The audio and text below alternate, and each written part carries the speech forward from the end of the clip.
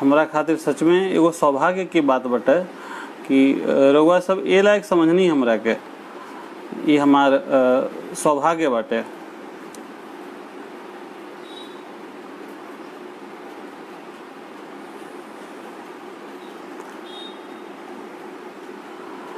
जी एक बार फिर से आप सबके सादर प्रणाम। निथा भोजपुरिया जी नमस्कार, शैलेंद्र भाई जी नमस्कार जी। अच्छा लगल कि सब ठीक ठाक बात है। आज हमने के बात करत बानी जान, हम प्रयास करते नहीं कुछ बात करे के।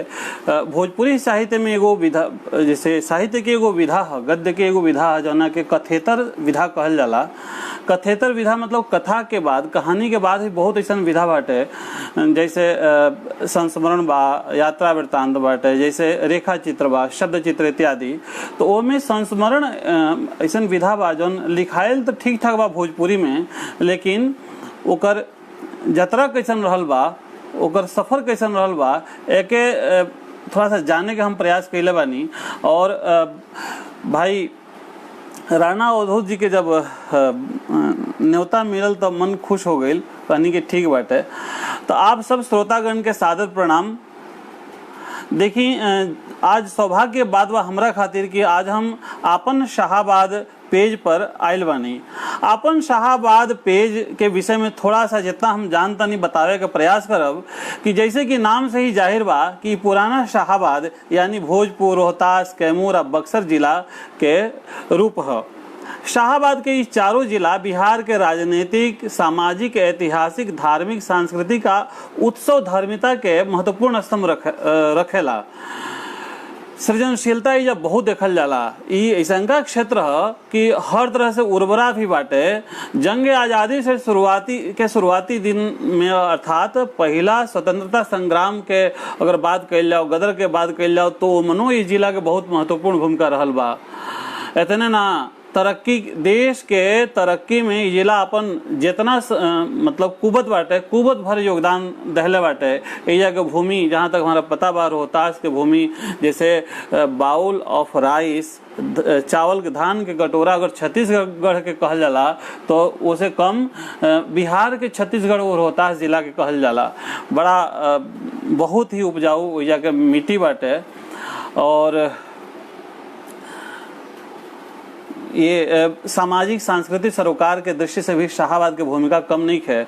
सोशल मीडिया के दौर में आजकल देखते बानी, सोशल मीडिया के दौर बा, समय बा, तो सोशल मीडिया के दौर में फेसबुक पर अपन बात रखे खातिर एगो बड़ा अच्छा समय चीज बाटे कि जहां हम सब अपना घर में कैद बानी जान, वहां से भी अपन बात या आप कोनो मुद्दा पर परिचर्चा विमर्श आदमी रख सकेला, कर सकेला। समस्या जौन बाटे, समस्या के भी अपन रख सकेला। ये वो अच्छा विषय बाटे।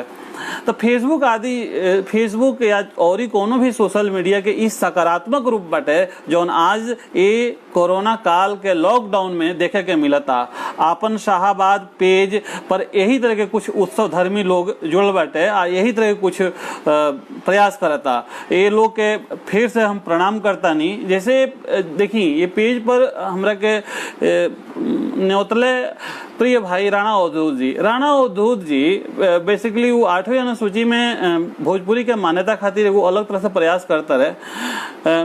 बहुत संस्था बा देश विदेश में, घर गांव में भी बहुत संस्था बा जन भोजपुरी खातिर लड़ता और प्रयास करता। राजनीतिक दबाव के साथ है, साहित्यिक दबाव के साथ है, सांस्कृतिक दबाव के साथ है। ये वो बड़ा सुखद चीज बाटे।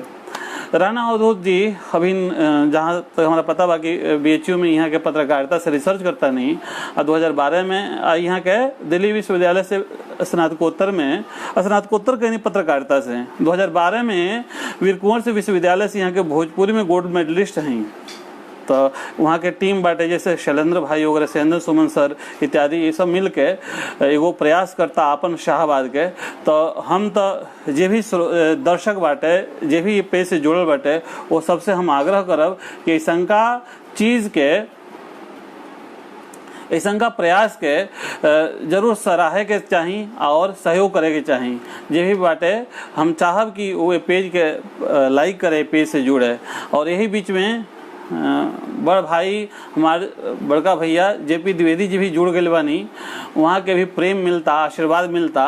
और यही के साथ है आज हम अपन बात शुरू करे के चाहतनी। देखिए, बात शुरू करे का मतलब ये रहला कि ये तो सही बाटे कि गद्य जौन बा वो संस्मरण जैसन गद्य कविता चाहे गीत गौनई जैसन रस त ना बरसाई, लेकिन हम प्रयास कैले बानी और रउआ सुनब, रउआ रुकल रहब, सुनब, देखब तो रउआ ये विश्वास हो जाई कि गीत ना बरसाई, रस ना बरसाई, लेकिन ज्ञान जरूर बढ़ाई।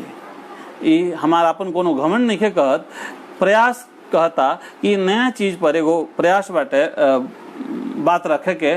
तो आई सब है रउआ सबके स्वागत और पुनः प्रणाम करके हम अपन बात रखतनी भोजपुरी में संस्मरण लेखन।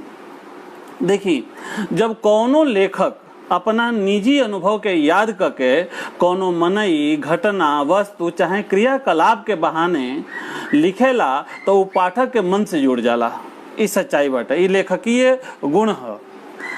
पाठक अपना देखल, सुनल, भुगतल समय काल से वह चीजन के जोन पढ़त रहला, वह चीजन के वह बातन, वह चीजन में वह चीजन के वह बातन के जोहे खोजे लागेला।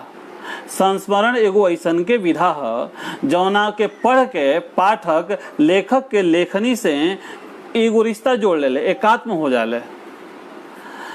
तो संस्मरण की अगर बात कही जाओ जी, प्रिय भाई राणा ओहदू जी सादर प्रणाम, नीथा भोजपुरिया जी सादर प्रणाम, नुरैन अंसारी भाई के प्रणाम, प्रिय अखिलेश विश्वकर्मा जी भी जुड़ गए बाड़े, अजय सिंह सिसोदिया सर प्रणाम, आप सबके प्रणाम। और फिर से अपन बात हम बढ़ाओ नहीं कि अगर देखी जन्म चाहे कि उत्पत्ति के आधार पर अगर देखल जाओ, संस्मरण के बाद देखल जाओ तो ये शब्द स्मृति धातु में सम उपसर्ग आ ल्यूट प्रत्यय से मिल के बनल बा। स्मृति धातु में सम उपसर्ग आ ल्यूट प्रत्यय से मिल के बनल बा। एह तरह का शाब्दिक अर्थ होला सम्यक स्मरण। सम्यक माने परिपूर्ण, पूरी तरह से है, माने पूरा तरह से कोनो आदमी, घटना, दृश्य, वस्तु आदि के आत्मीयता आ गंभीरता से कैल वर्णने तो संस्मरण है। ये भले व्याख्या करत हो कि हम तो बड़ा लागत होके, लेकिन संस्मरण याद पर कैल, याद क के लिखल चीज के ही संस्मरण कहल जाला। कहल गइल बा कि संस्मरण सबसे लचीली साहित्यिक विधा है। संस्मरण खातिर एगो विशेषता ही बतावल गइल बा कि सबसे लचीली साहित्यिक विधा है। ये सबके साथ है अधिक माने बहुत विधन के साथ है ये जुड़ जाले। संस्मरण के ढेर गुण साहित्य के ढेर विधा शैली में रचल बसल मिलेला। स्वभावगत ई मिलेला कि रेखा चित्र, जीवनी, रिपोर्टाज और यू साहित्यिक रूपन में एक छाक मिलेला। माने बात ई कि याद के आधार पर कोनो विषय पर चाहे कोनो व्यक्ति पर लिखाई आलेख संस्मरण होला। यात्रा साहित्य भी संस्मरण में आवेला। यात्रा साहित्य कोनो यात्रा के ऊपर लिखल जो लिखल जाला वो संस्मरण में आवेला। भैया बहुत बड़ा शब्द देता नहीं, नया पीढ़ी के बरियार आलोचक भैया रउआ लोगन के प्रेम ई आशीर्वाद बनल रहो। प्रयास बाटे कि एगो नजरिया से देखल जाओ और आप सबके सामने जेपी भैया के ये आशीर्वाद रहला तो आप सबके सामने बात के लियावल जाओ। तो हम वह कहते रहनी है कि देखी मूल रूप से ये हो गई कि कौनो बात याद के आधार पर कोनो व्यक्ति या स्थान आदि पर लिखल संस्मरण कहाला। वैसे ढेर विद्वान लोग संस्मरण के साहित्य के निबंध के रूप में भी मानेला। संस्मरण यात्रा साहित्य के भी संस्मरण कहल जाला।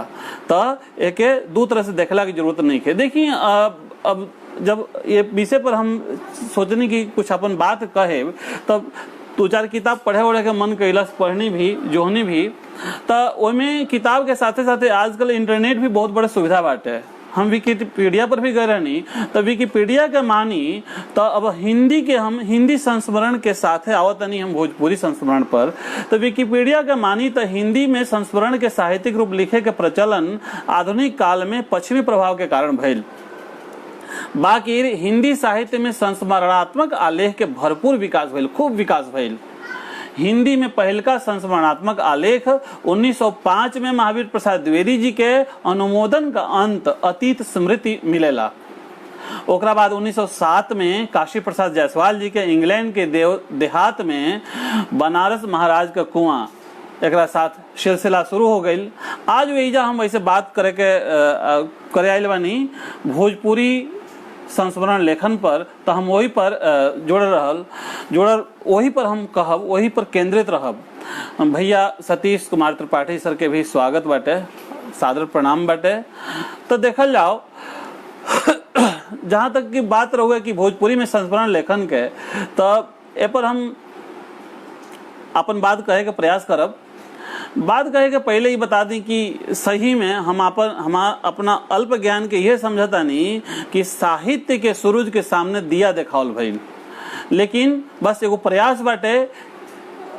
अब कई दिन से मन में विचार संस्मरण पर कुछ लिखे पढ़े के विचार करत रहे, और प्रिय राणा अवधूत जी के जब संदेशा मिलल तो हम तपाक से स्वीकार कर लेनी। हम कहनी भी कि ये अच्छा विषय बाटे। तो एक खातिर वहाँ के बहुत बहुत धन्यवाद कि वहाँ के हमरा का मौका देनी ये आपन शाहबाद पेज पर। अब बात कही जाओ भोजपुरी में संस्मरण लेखन के, तो ये बारे में लिखे के तैयारी हमारे 5-7 दिन से पहले ही से उतरे, जैसे कि हम बतौनी है। लिखे खातिर कुछ खोजबीन करत रहनी। वही खोजबीन में इग्नू के, इंदिरा गांधी ओपन यूनिवर्सिटी के एगो प्रपत्र हमरा मिलल, इकाई 2 भोजपुरी भाषा आ लिपि। 13 पेज के यह प्रपत्र में 5वां पेज पर जब हम गए नहीं तो एगो उप शीर्षक रहे आधुनिक काल में भोजपुरी के विकास। यह में लिखल बा कि डॉक्टर कृष्णदेव उपाध्याय आधुनिक भोजपुरी साहित्य के आरंभ 1875 ईस्वी से मनले बानी और लिखले बानी कि आधुनिक भोजपुरी साहित्य के प्रारंभिक काल में यह भाषा में विशेष रचना उपलब्ध नहीं की सन। वहाँ के आगे लिखले बानी, वही में आगे लिखले बानी कि जैसन की बतावल गइल बा उक्त व्यक्ति प्रकरण, जैसन कि रुआ लोग जानत हो खब कि उक्त व्यक्ति प्रकरण ये दामोदर शर्मा जी के लिखल ग्रंथ है, जौना के हिंदी व्याकरण के पहला ग्रंथ कहल जाला। एमे मूल रूप से वहाँ के अवधी, संस्कृत और कौशली भाषा के सम्मिलित कैले बानी, लिखले बानी। तो वह युक्त व्यक्ति प्रकरण के बाद में भोजपुरी बाटे। प्रकरण में भोजपुरी गद्य मिलेला, ओकर पुरान नमूना मिलेला। एकरा बाद राजाज्ञा, सनद, पत्र, दस्तावेज, यही में भोजपुरी गद्य के नमूना मिलेला, आगे ना। बाकी आजादी के बाद माने 1947 आजादी के बाद भोजपुरी गद्य अपन विकास तेज गति से कैलस। आजादी के पहले भोजपुरी के गद्य विधा में कुछ नाटक जरूर लिखाइल रहे, बाकी उपन्यास, कहानी, निबंध, जीवनी संस्मरण आदि के भरपूर लेखन आजादी के बाद भइल बा। जी उपेंद्र कुमार जी के स्वागत बाटे मंच पर।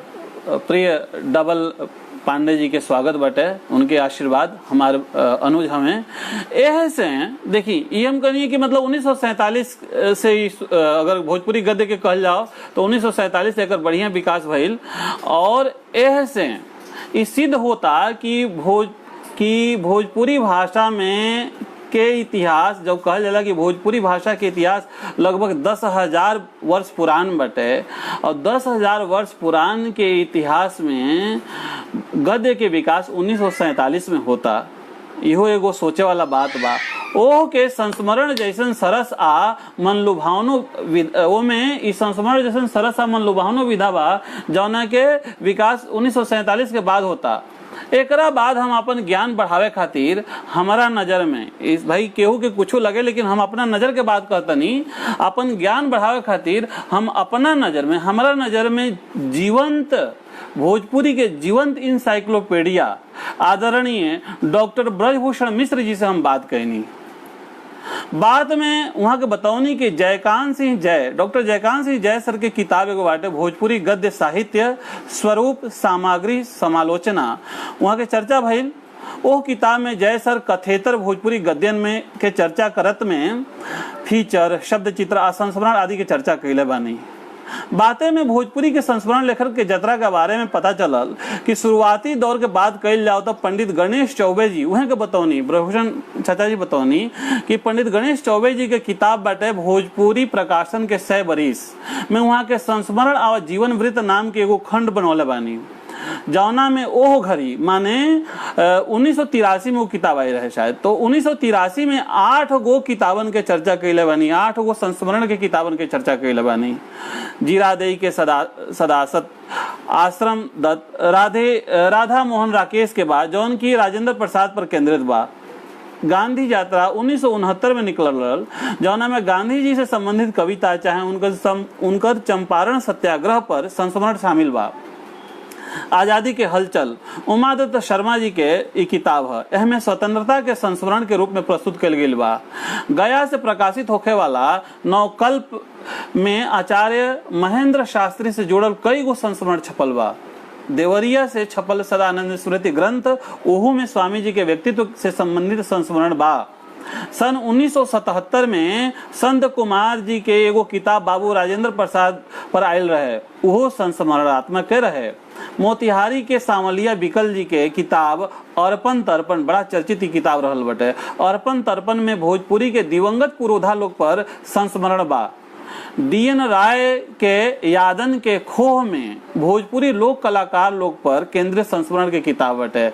एगो किताब स्मृतांजलि शिव हर्ष पांडे जी के संपादन में छपल संस्मरण की किताब है। ये सब पता ब्रह्मभूषण मिश्र जी से मिलल। स्वागत भाई पंकज कुमार वसंत जी के, सांडिल सुशील सर के स्वागत जी। वो 8 गो के चर्चा के लिए बनी, 8 गो किताबन के चर्चा के लिए बनी राणा जी। अब आगे देखल जाओ कि आदरणीय ब्रह्मभूषण मिश्र जी अपने बातें में कहानी कि भोजपुरी में संस्मरण विधा में ये सब कुछ के अलावा और किताब छपल बा, बाकी ढेर नहीं है। इस सुन के मन तनी सा खट भइल, ये बतिया सुन के हमारे सही बताओ तनी मन खट हो गइल। सोचे लगनी कि भाषा आ साहित्य के नाव पर सबसे ढेर हल्ला भोजपुरी में सुनाला लौकेला, और हमें सबसे मनोरम विधा संस्मरण के हेतना अकाल मन दुखी करे वाला बात रहे। हम एगो बात साफ कर दी कि हमरा अपन हमार नजरिया बटे, हमरा व्यक्तिगत रूप से संस्मरण बहुत प्रिय विधा लागेला, आरोचको लागेला। वैसे ही कहा जाला कि बीतल बात याद कैला पर मन बेचैन हो जाला। संस्मरण बीतले के तो लिखल रूप है। अपना जिंदगी में सभे कबो न कबो कौनो न कौनो ऐसन का व्यक्ति चाहे बेरा से मिलल गुजरल रहेला कि ओकर खट मीठ याद आवते रहेला। वही के तो साहित्यिक रूप से लेखन संस्मरण है। समय के साथ बहत कौनो कालखंड के मिलल गुजरल कौनो आदमी अथान चाहे घटना के याद क के लिखल संस्मरण है। ऐसा संस्मरण लेखन में सबसे ढेर मौलिकता रहेला। एमे कोनो व्याकरण के पांडित्य की जरूरत ना रहेला। तनी सोझो टेढ़ रही तो का भइल, आपन रही मौलिक रही। कहले जाला घीव के लड्डू टेढ़ू भला। आनंद त्रिपाठी सर के सादर स्वागत बाटे। सॉरी क्योंकि कॉल आ गई है, इमें बड़ा मुश्किल हो जाला, कॉल आ जाला तो हमारा लगल कि हम कट भी गए। तो स्वागत बा आप सबके फिर से, आप सबके धन्यवाद। अब आगे देखल जाओ, हम वही भोजपुरी में संस्मरण लेखन के ये यात्रा पर आगे बढ़ता नहीं कि भोजपुरी में संस्मरण लेखन अभिनो लिखाता, बाकी किताब के रूप में कम आवता। ये देखे के बात है। आगे हम कुछ उदाहरण प्रस्तुत करें, आप हमारा बात से जरूर सहमत होखब।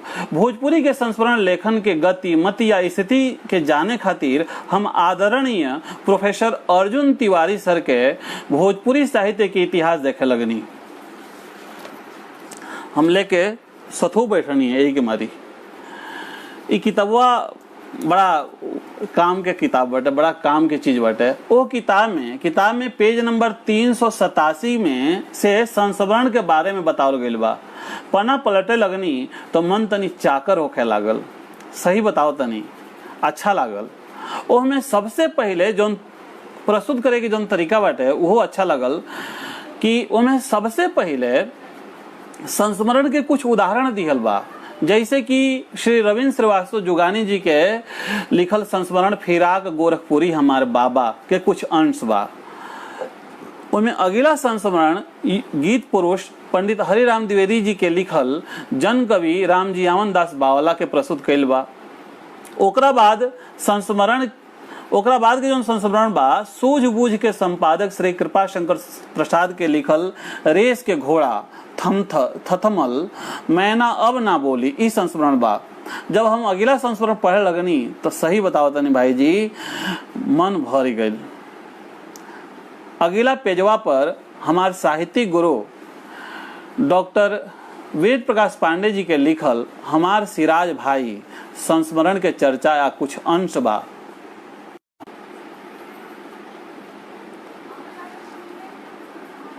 हमारा आवाज अब सबके जाता ना, कहीं से इंटरनेट बंद हो गया तो हम अपना मोबाइल के डाटा चालू के लिए बनी आवाज जात हुई तो एक बार हमरा के बता दे। सब थोड़ा सा घबराहट हो गई था तो शायद जाता। मतलब हम जब हमार सिराज भाई जब हम पढ़नी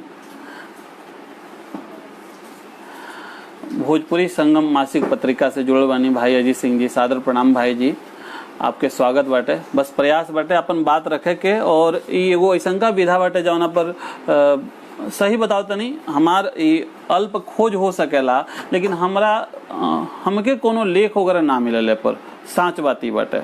मन थोड़ा सा दुखी भई रही यही से, और यही से शायद ये लिखे के हम प्रयासों कैनी।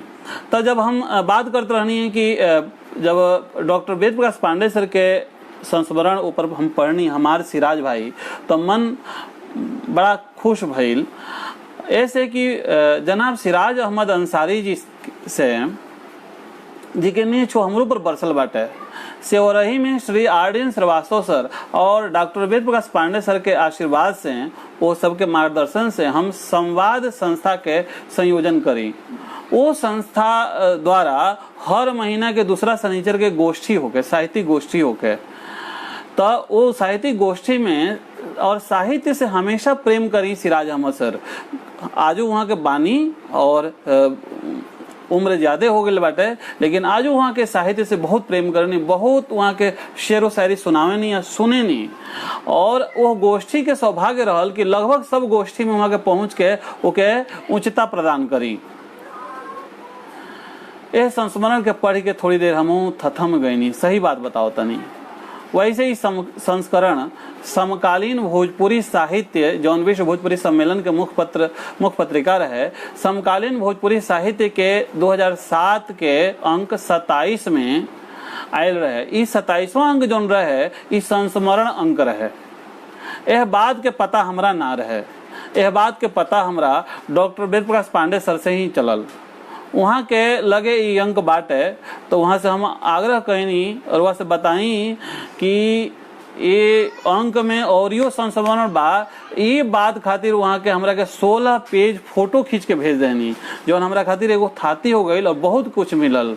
वो में हम वो सबके कुछ नाम बताओ तनी जौन संस्मरण छपल बाटे कि पांडे कपिल जी के लिखल भोजपुरी के भाषिक अस्मिता के उद्घोषक डॉक्टर उदय नारायण तिवारी, आचार्य रामदरस मिश्र जी के लिखल बिकाऊ पंडित, प्रोफेसर रामदेव शुक्ल जी के लिखल सुगना के आखिरी पयान, गिरिजा शंकर राय गिरिजेश जी के लिखल समय के शिला पर, अनिल कुमार पांडे जी के जुझारू कवि आचार्य महेंद्र शास्त्री, एक चर्चा डॉक्टर ब्रह्मभूषण मिश्रा जी भी कैले रहनी। और एक बाद मिथिलेश्वर प्रसिद्ध कहानीकार मिथिलेश्वर जी के लिखल जब लिखे शुरू कैनी, विनय बिहारी सिंह के कैसे भुलाई कलकत्ता के उदीन, सतीश चंद्र भास्कर जी के मस्ताना कवि श्याम जी, रमाशंकर श्रीवास्तव सर के भादो चौथ चांदनी, श्री रविकेश मिश्र जी के गगन घन घेरी आई कारी बदरिया, सतीश त्रिपाठी सर के जे विश्व भोजपुरी सम्मेलन के अंतर्राष्ट्रीय अध्यक्ष बानी, वहाँ के सरकारी तंत्र अजीज खां पठान, अनिल ओझा, नीरज जी के खरवा खोटत पनिया पियत, ई सुन के हमनी के जैसे हमनी के जब खेले जान तो खरवा खात पनिया पियत कहीं जान, तो वही से खरवा खोटत भी कहीं कहल जात होई, खरवा खोटत पनिया पियत बाटे।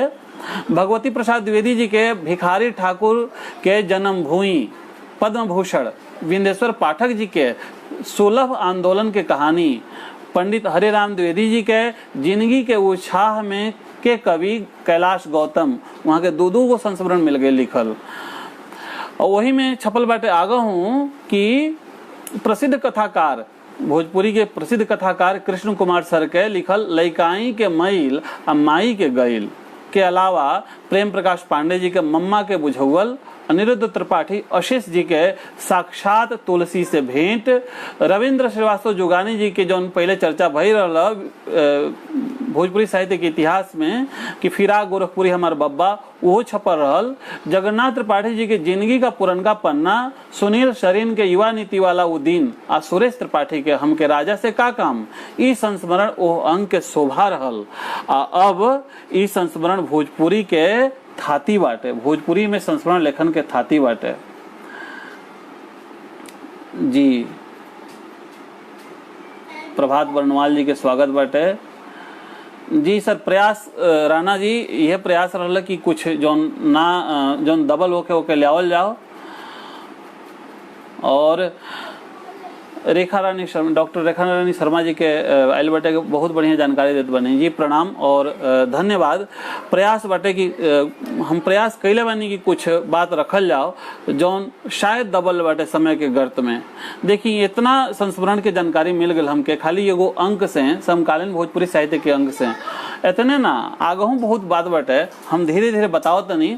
भोजपुरी साहित्य के इतिहास जौन डॉक्टर अर्जुन तिवारी जी के बाद में विश्व भोजपुरी सम्मेलन के अंतर्राष्ट्रीय अध्यक्ष श्री सतीश त्रिपाठी जी के एगो और संस्मरण के चर्चा बाटे, पाताल लोक से बहुरी के यात्रा संस्मरण के अंश बा। ओकरा बाद प्रगतिशील विचारधारा के पोषक जन कवि विजेंद्र अनिल पर अविनाश नागदंश जी के संस्मरण के अंश प्रस्तुत कैल गेल बा। ई सगरो स्वतंत्र संस्मरण बा। ई एगो ध्यान रखब सब है कि किताब के रूप में चर्चा नहीं होत। गणेश चौबे जी जो चर्चा के बानी 1983 में 8 किताबन के जो डॉक्टर ब्रह्मभूषण मिश्रा जी बतौनी, ओकरा बाद से अभी किताबन के चर्चा नहीं भइल। ई स्वतंत्र संस्मरण बाटे। त ये सब में बात देखी, ई सब स्वतंत्र संस्मरण बा, किताब के रूप में नहीं है। ये सब के बाद वही में ये जो किताब जो कहानी भोजपुरी साहित्य के इतिहास में, यही में 3 गो किताबन के चर्चा बाटे, ओकर नाम प्रस्तुत कैल गेल बाटे। सन 1975 में छपल उमा दत्त शर्मा जी के आजादी के हलचल, जौन ब्रह्मभूषण मिश्रा जी भी बतौले रहनी, यहाँ सन भी स्पष्ट हो गई बा। 1982 में छपल सांवलिया विकल जी के तर्पण अर्पण, 2002 में छपल शारदानंद प्रसाद जी के सुरता के पथार एकर बाटे। संस्मरण पर तैयार करत एहले के सिलसिला में हम भोजपुरी साहित्य के एगो ई लाइब्रेरी भोजपुरी साहित्य आंगन पर गईनी।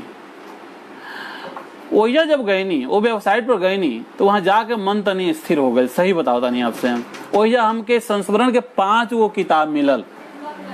हमहू माई घरे गईनी। डॉक्टर आशा रानी लाल के यात्रा संस्मरण है, जौन सन 2001 में भोजपुरी विकास मंडल सिवान के ओर से छपल रहल।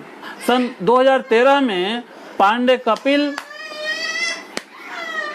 जी के किताब घर आ बाहर भोजपुरी संस्थान पटना से छपल रहल, जौना में यात्रा संस्मरण के साथे लेखो संकलित बा।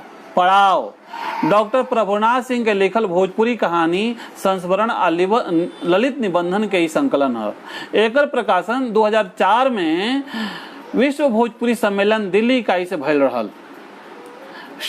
शारदानंद प्रसाद जी के सुरता के पथार भोजपुरी संस्थान पटना से 2002 में छपल रहल।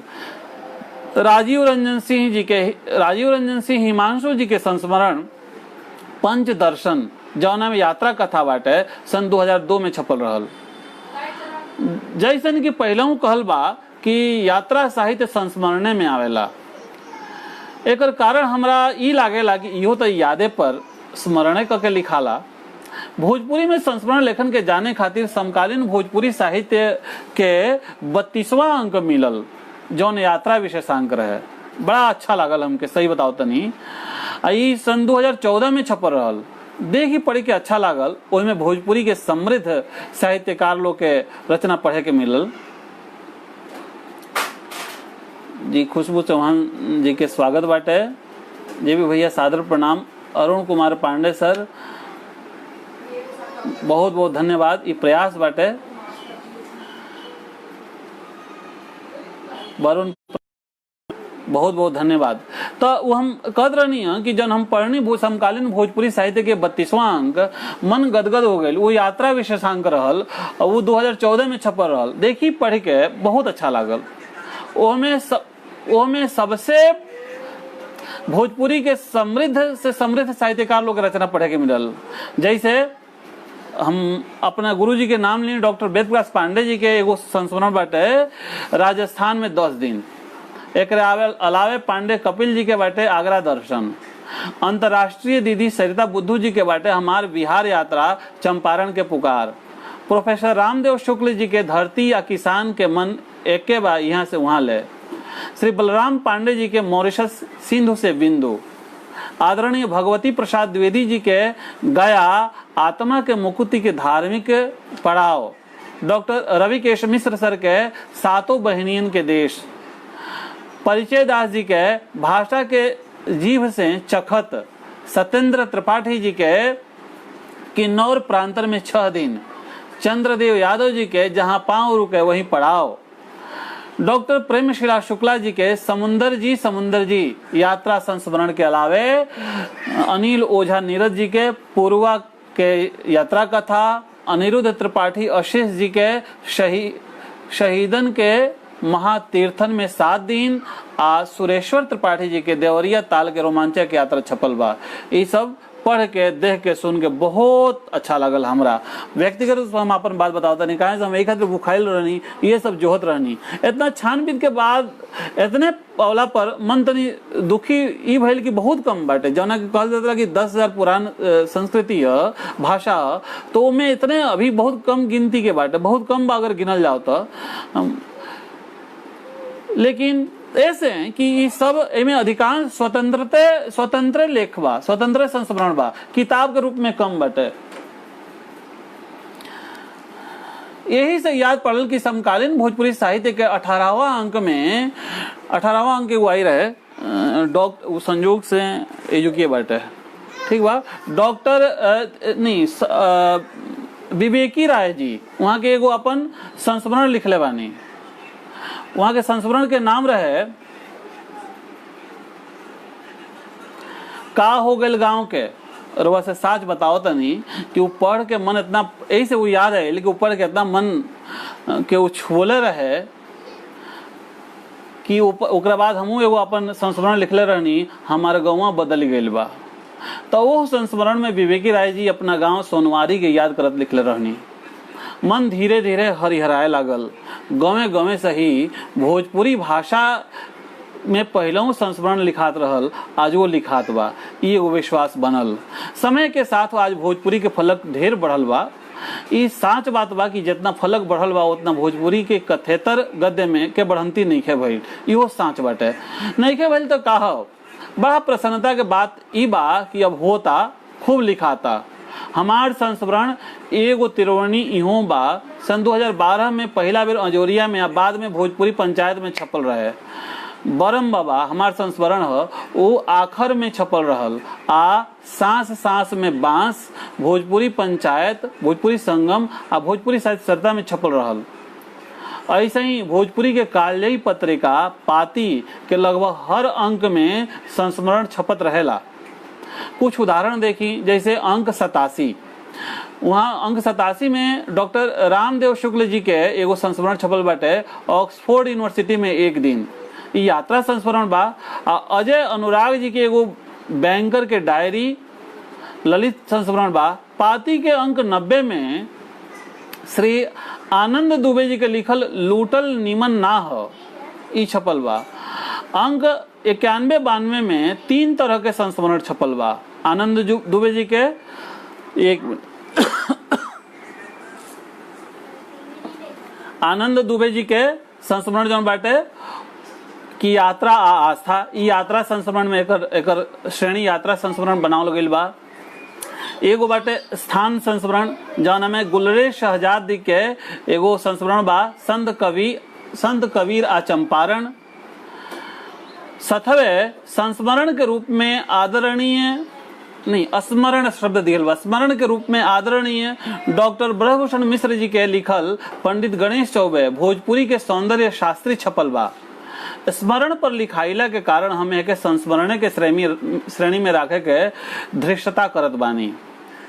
इतने ना, आदरणीय डॉक्टर सुमन सिंह जी के पगलो आजी पाती के 88वां अंक में छपल रहल। सर्वभाषा ट्रस्ट से प्रकाशित भइल सुमन जी के किताब बाटे हुक हुकारी। वो किताब में मऊगा चाचा, जादूगरनी, फोरनसीरन आदि शीर्षक से ढेर समृद्ध संस्मरण पाठक लोग के सामने पढ़े खातिर उपलब्ध बा, जौन भोजपुरी संस्मरण विधा के समृद्धि के ओर आस बनावत बा। एकरा सथवे बड़ भाई श्री जयशंकर प्रसाद द्विवेदी जी के दूगो संस्मरण हमरा पढ़े के मिलल बाटे, बुढ़िया माई या औघड़ और एगो रात। आ इतने ना, एगो यात्रो संस्मरण पढ़ले बानी हम, एगो रोमांचक यात्रा। ई सब भोजपुरी पंचायत के में हमके पढ़े के मिलल रहल। यह सब से मन में विश्वास हो गई कि अनगिनत लोग आज वो संस्मरण लिखता। जी संजोग से यहाँ पर डॉक्टर ब्रह्मभूषण मिश्रा जी आ गए बनी, वहाँ के आशीर्वाद हमके मिले, वहाँ से ही प्रेरित होके ही हम तैयार कैनी। उमेश जी ओझा भैया भी यहाँ बानी, सादर प्रणाम। सूर्या रवि गोस्वामी भाई जी बानी, सादर प्रणाम। जय नारायण शुक्ला भैया भी बानी, भैया आपके स्वागत बाटे। तो आगे हम ये कहते रहनी है कि सही में इतना कुछ जब पढ़नी तो विश्वास हो गई कि भोजपुरी खातिर बहुत कुछ होता और ढेर होता। भोजपुरी के बात विचार, संस्कार, गीत, संगीत, ये सब लेके भोजपुरिया लेखक लोग, मैंने भोजपुरी क्षेत्र के लेखक लोग जो हिंदी या अन्य भाषा में लिखता, ढेर कुछ लिखले बा। संस्मरणों में ओकर प्रयोग कैले बाटे। हम पढ़ले बानी एक दूगो, हम या जिक्र करे के नहीं चाहत, लेकिन पढ़ले बानी भोजपुरी गीतन के ले लेके ओकर मुखड़ा से शुरुआत करके हिंदी के श्रेष्ठ संस्मरण लिखाइल बाड़ी सन। तो ओकर उपयोगो कैले बा, हो सकेला भोजपुरियों में लिखले होखे, ये हमरा पता नहीं है। हम नाम नहीं बता पाओ, कहीं से हमरा नहीं पता, हमरा जानकारी नहीं है। वो खातिर हम पहले तो सबसे पहले तो क्षमा मांगता नहीं, कहीं से ये इतना विस्तृत चीज बाटे, जितना हम खंगले बानी, जितना हमके मिलल बा वो हम प्रस्तुत करनी आप सबके सामने।